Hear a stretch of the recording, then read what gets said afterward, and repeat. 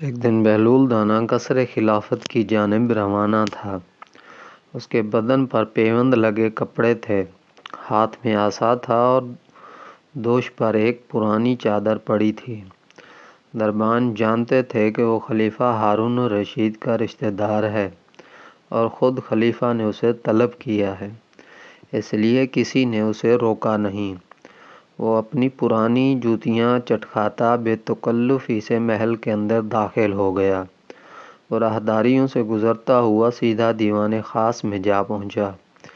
وہاں نہ کوئی نگہبان تھا نہ پہرے دار۔ وزیروں اور امیروں کی کرسیاں خالی پڑی تھیں، شاید دربار ابھی آراستہ نہیں ہوا تھا۔ بہلول نے ادھر ادھر نظر دوڑائی اور بے فکری سے خلیفہ کی زرعی مسند کی طرف بڑھا۔ ایک لمحے کو رکا، پھر آرام سے اس پر جا بیٹھا، جیسے یہی اس کی جگہ ہو۔ ابھی چند لمحے ہی گزرے تھے کہ محل کے پہرے دار دوڑتے ہوئے آئے۔ اطلاع ملی تھی کہ خلیفہ ہارون الرشید دیوان خاص میں آنے والے ہیں۔ جیسے ہی ان کی نظر بہلول پر پڑی، وہ دنگ رہ گئے۔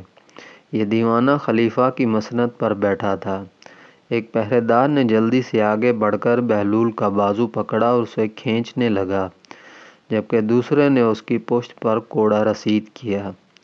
او دیوانے، یہ کیا گستاخی ہے؟ خلیفہ کی مسند پر بیٹھنے کی جرأت کیسے ہوئی؟ نیچے اتر! ایک پہرے دار غصے سے چلایا۔ بہلول نے تڑپ کر ایک لمبی چیخ ماری، ہائے اوف!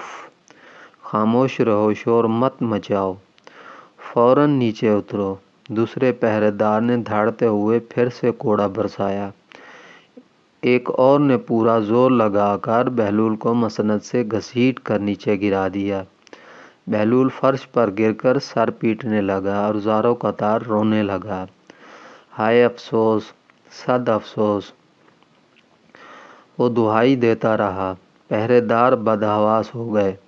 وہ چاہتے تھے کہ بہلول کو چپ کرائیں، لیکن وہ تھا کہ رونے اور چیخنے سے باز ہی نہیں آ رہا تھا۔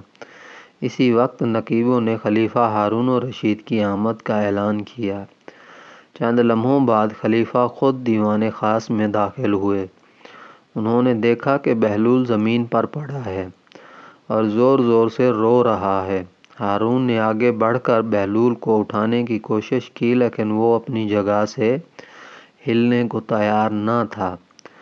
وہ مسلسل افسوس اور ہائے ہائے کیے جا رہا تھا۔ یہ سب کیا ہو رہا ہے؟ ہارون نے سختی سے پوچھا۔ عالی جناب، یہ دیوانہ آپ کی مسند پر جا بیٹھا تھا اور جب ہم نے اسے نیچے اتارنے کی کوشش کی تو ہمیں تھوڑی سی سختی کرنی پڑی۔ پہرے داروں نے کانپتی آواز میں وضاحت دی۔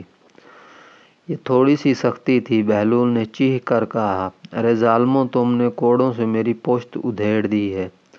ہارون نے غصے سے پہرے داروں کی طرف دیکھا، پھر بہلول کو نرمی سے اٹھایا اور تسلی دینے کی کوشش کی، مگر وہ مسلسل روتا رہا۔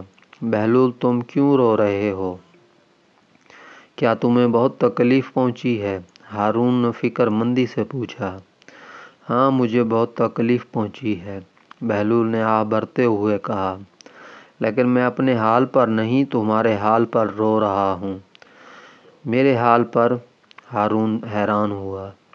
ہاں ہارون، تمہارے حال پر افسوس افسوس ہے۔ میں تو تمہاری مسند پر صرف چند لمحے بیٹھا تھا اور دیکھو مجھے اتنی مار پڑی کہ میری پشت چھلنی ہو گئی۔ تم نہ جانے کب سے اس مسند پر بیٹھے ہو، سوچو تمہارا انجام کیا ہوگا۔ ہارون ایک لمحے کے لیے کانپ گیا۔ بہلول کے الفاظ اس کے دل میں نشتر کی طرح اتر گئے۔ یہ دنیا فانی ہے، یہاں کی مسندیں اور